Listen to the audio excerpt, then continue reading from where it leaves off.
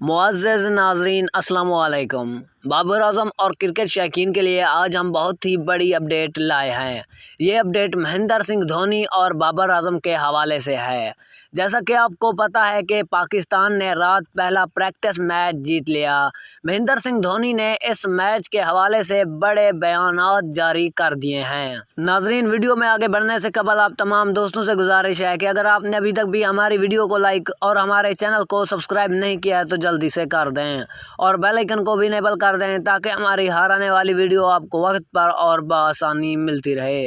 दोस्तों, आपको एक और बात से आगाह करते चलें कि महेंद्र सिंह धोनी भी अब बाबर आज़म के फ़ैन निकले और महेंद्र सिंह धोनी ने कहा है कि अगर पाकिस्तानी टीम इसी तरह खेलती रही तो हमारी टीम भी कभी इनसे नहीं जीत सकती। बाबर आज़म ने इस मैच में तबाहकुन बैटिंग की जिसकी वजह से बाबर आज़म नंबर 1 पर आ गए। इसी के साथ दीजिए हमें इजाज़त, मिलते हैं नेक्स्ट अच्छी सी वीडियो में, तब तक के लिए अल्लाह निगहबान।